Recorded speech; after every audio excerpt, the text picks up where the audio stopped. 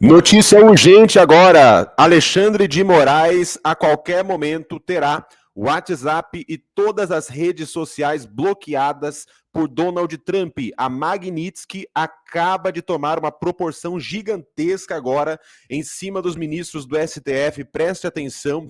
Acabou de ser revelado aqui uma armadilha gravíssima contra Jair Messias Bolsonaro. Isso mesmo, Bolsonaro recebeu uma informação de que o Moraes autorizou o Bolsonaro participar de um podcast. Autorizou que ele saísse, fosse ao estúdio, participasse do podcast, né, nesse momento, e agora está sendo confirmada aqui uma armadilha. O deputado acaba de revelar algo gravíssimo, vou mostrar para vocês aqui em detalhes, tá? Tudo está explodindo agora, notícias do último minuto, então preste muita atenção. Você que chegou aqui agora, eu quero agradecer sua presença, já inscreva-se aqui no nosso canal, já deixe aqui o sino das notificações ativado com todas as notificações. Eu quero pedir para você deixar o seu like é importantíssimo, seu joinha, para dar aquela fortalecida aqui no nosso vídeo e a gente consiga alcançar mais pessoas aí, porque aqui nós temos compromisso com a verdade, viu? Gente, vamos lá. Primeira notícia já está na tela, sem demora. Moraes, Alexandre de Moraes, sanções dos Estados Unidos agora contra Moraes aumentando. Acesso às redes sociais bloqueadas. Essa é a notícia, tá? Você que está acompanhando aqui, ó, fique até o final desse vídeo. Tem gente que sai antes, né, e perde o principal que está logo após essa notícia. Preste atenção. Bolsonaro acaba de sofrer uma armadilha revelada pelo deputado Gustavo Gayer. Vou mostrar em detalhes para você, tá? Logo após essa notícia aqui. E essa primeira notícia está falando que o ministro do STF, Alexandre de Moraes, corre o risco de ter suas contas em redes sociais suspensas ou bloqueadas devido às sanções da Lei Magnitsky dos Estados Unidos, aplicáveis a autoridades estrangeiras envolvidas em abusos de poder ou ações antidemocráticas. O jornalista Paulo Figueiredo afirmou que Moraes poderá perder o acesso às principais plataformas digitais internacionais, incluindo o Instagram, o WhatsApp, o iCloud, todas de empresas americanas, controladas pelo Meta, e pela Apple. As sanções surgem em meio às tentativas do ministro de perseguir opositores políticos e censurar vozes contrárias. E, caso aplicadas, ele teria seu alcance digital severamente limitado, evidenciando o impacto de sua atuação autoritária sobre a liberdade de expressão e o debate público. Olha aí, o STJ emitiu uma nota criticando como injustificável a sanção imposta pelos Estados Unidos ao ministro Benedito Gonçalves, que teve seu visto suspenso.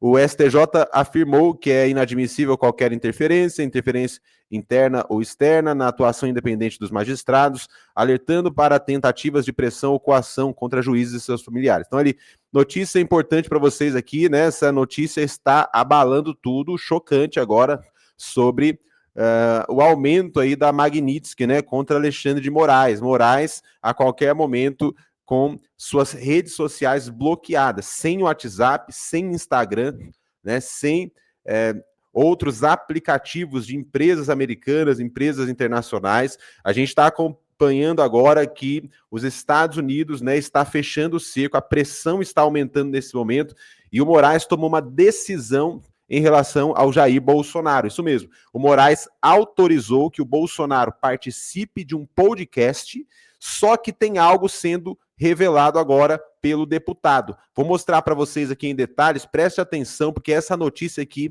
é gravíssima, essa notícia aqui é importantíssima, espalhe para o máximo de pessoas que você puder, curta, né, o nosso vídeo aqui, ó, e nós estamos vendo que a cada dia a situação está se afunilando. Preste atenção nas palavras do Gustavo Gayer. Eu quero saber a sua opinião, tá? Eu quero saber a sua opinião sobre o que o deputado Gustavo Gayer vai falar agora, porque é algo bombástico neste momento. Vamos lá. Eu te convido agora a fazer um exercício de imaginação comigo, de uma situação hipotética, de forma alguma ligada à realidade. No final, eu queria que você deixasse nos comentários a sua opinião, se faz sentido ou não. Imagine que um dia o seu pai, um senhor de idade, é preso. É preso pela polícia porque, de acordo com a justiça do seu país, ele estava envolvido num assalto a banco.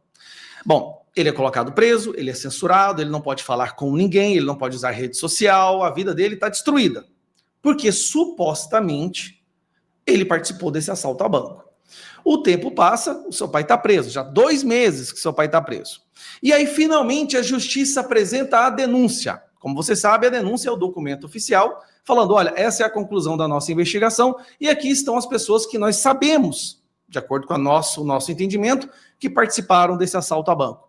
Ao olhar a denúncia, simplesmente o seu pai não participou. Ele não foi denunciado, ele não foi incluído. Na verdade, a polícia concluiu que o seu pai não teve nada a ver com esse assalto a banco. Ele deveria ser liberado imediatamente, não é mesmo? Mas não. A justiça decide que mesmo ele não tendo participado no crime pelo qual ele foi colocado numa prisão, ele vai ter que continuar preso. Sendo que as pessoas que estão sendo indiciadas, serão julgadas, terão sua defesa, não tiveram relação com ele. Por que eu estou te dizendo isso? Essa situação hipotética, que eu disse que não tem nada a ver com a realidade, é a situação do Bolsonaro. Bolsonaro hoje está preso numa cautelar dentro da sua casa, porque de acordo com a justiça lá atrás, ele tinha participado da coação de obstrução de justiça, Estado Democrático de Direito, aquela palhaçada toda, só que a denúncia foi feita pela PGR e olha só, esqueceram de colocar o nome do Bolsonaro na denúncia.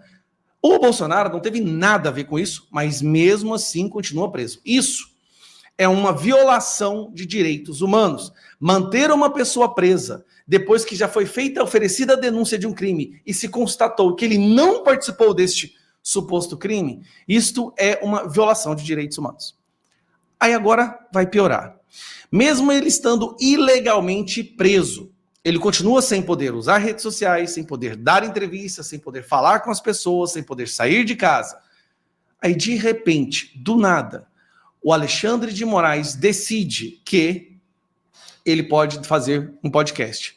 Aí as pessoas pensam, nossa, Alexandre de Moraes deve estar recuando, ele deve ter percebido, ficou muito escancarado que ele está fazendo mais uma violação de direitos humanos.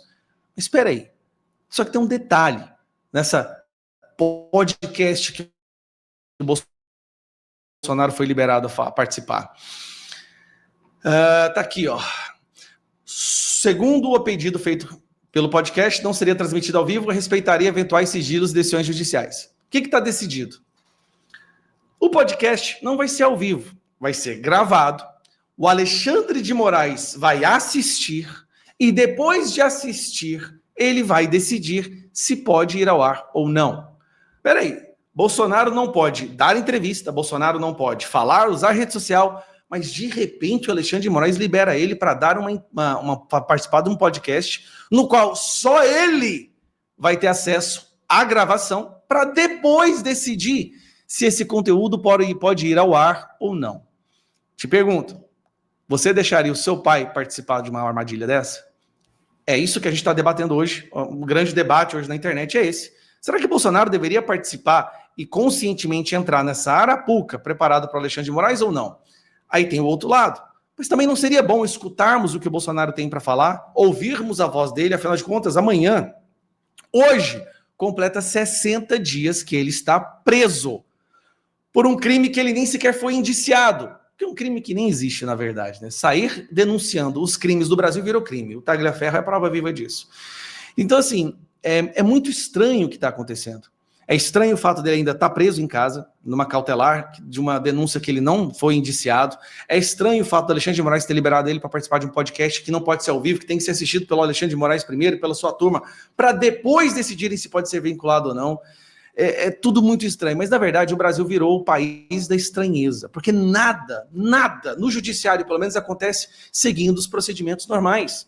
Nenhum passo, nenhuma ação, nenhum inquérito, nada acontece na forma natural das coisas. Eduardo Bolsonaro foi notificado através de um edital e tem 5 dias para fazer sua defesa, de um processo que foi aberto há 1 mês. E já querem encerrar e condenar ele mês que vem, porque depois vem um recesso. Esse é o Brasil que a gente vive. Então, assim, é muito triste saber que o nosso presidente nunca alguém esteve numa posição tão perfeitamente enquadrada em prisioneiro político como o Bolsonaro está agora. Mas o problema somos nós que reclamamos disso. O problema é você que pede para que a Constituição seja seguida, que o devido processo legal seja respeitado, que a liberdade de expressão seja respeitada. Você é o problema para a democracia. Você, se você descobrir um crime do judiciário e denunciar, você é um risco para o Estado democrático de direito. Aí eu te falo, é ou não é uma ditadura o que a gente está vivendo? Ela consegue se disfarçar graças à imprensa, mas o que a gente está vivendo, não te garanto, uma coisa eu tenho certeza, não é um Estado democrático de direito. Da Infinity Pay. Meus irmãos, olha aí, hein? Notícias graves nesse momento. Deixa a sua opinião, quero saber sua opinião, o que você acha de tudo isso. Você acha que o Bolsonaro deve participar desse podcast ou não? Qual é a sua opinião? Você acha que é uma armadilha? Vai deixando aqui seus comentários, porque agora a notícia da geopolítica internacional, Estados Unidos acaba de anunciar um ataque a barco nesse conflito aí com a Venezuela. Olha só, Estados Unidos anuncia um novo ataque contra barco com drogas perto da Venezuela. O secretário de Guerra dos Estados Unidos, o Pete Hegseth, anunciou nesta sexta, agora, acabou de anunciar que militares americanos realizaram outro ataque contra uma embarcação com drogas no Mar do Caribe, perto da costa da Venezuela. No início dessa manhã, sob as ordens do presidente Donald Trump, coordenei um ataque letal e cinético contra uma embarcação narcotraficante ligada a organizações terroristas designadas na área de responsabilidade do US SUFTCOM, Comando Militar dos Estados Unidos. É o que escreveu o Hegseth no X. O secretário informou que 4 narcoterroristas a bordo foram mortos no ataque. O ataque foi realizado em águas internacionais, próximo à costa da Venezuela. Então teve morte confirmada. Óbito confirmado, foi morto. 4 mortes confirmadas agora nesse ataque, viu? 4 narcoterroristas acabam de ser executados, foram mortos. Estados Unidos conseguem esse feito agora, né? Conseguiram atacar as embarcações aí da Venezuela e conseguiram eliminar, executar, levar a óbito esses narcotraficantes. Morte confirmada. Aqui está falando, ó. Nossos serviços de inteligência, sem sombra de dúvida, confirmaram que esta embarcação traficava narcóticos, que as pessoas a bordo eram narcoterroristas e que operavam em uma rota de trânsito conhecida do narcotráfico. Esses ataques continuarão até que os ataques ao povo americano acabem, finalizou o secretário, que acrescentou ao post um vídeo com imagens do ataque. Olha aí, gente, notícias importantes, hein, da geopolítica aí, ó. Esse é o 5º ataque contra embarcações com drogas no Mar do Caribe, perto da costa da Venezuela, divulgado pelo governo americano, desde que a gestão Trump iniciou uma operação militar na região no final de agosto. Washington enviou 8 navios de guerra e um submarino nuclear para as águas do Mar do Caribe, próximas da Venezuela, com o objetivo de evitar a chegada de drogas ao território americano. Os Estados Unidos também enviaram caças F-35 para um aeródromo em Porto Rico para que fossem realizadas operações contra cartéis de drogas no Caribe. A ONU e ONGs internacionais questionam a legalidade desses ataques a embarcações. A ditadura venezuelana considera tal operação uma desculpa para uma intervenção militar no país sul-americano. Na quinta, o ministro da Defesa da Venezuela, Vladimir Padrino Lopes, disse que aviões de combate dos Estados Unidos voaram perto do litoral venezuelano e chamou essas manobras de provocação e ameaça à segurança nacional do país. Olha aí, gente, o caldo tá engrossando, hein? O caldo tá engrossando, o cerco tá fechando. Nesse momento, o Trump, governo dos Estados Unidos, forças militares dos Estados Unidos acabam de executar 4 narcotraficantes e atacar embarcação da Venezuela que estava traficando drogas, né? Então, estamos vendo aí o combate, né, esse conflito acontecendo nesse momento. A gente está acompanhando tudo. Você que está aqui no nosso vídeo, né, quero até pedir para você contribuir com os nossos trabalhos, contribuir com o nosso ministério aqui, nos ajudando nesse mês das crianças, com uma oferta missionária. A chave está aí na tela, nessa tarde amarela. Você vai enviar uma oferta missionária, nos ajudar Deus te recompensará grandemente pelo bem que você estará fazendo, viu? Eu quero aqui já pedir para você deixar o seu joinha, o seu like, se você não fez isso ainda. É muito importante para o andamento aqui do nosso trabalho, tá? Muito obrigado, gente. Fique ligado nas próximas informações. A qualquer momento, eu volto.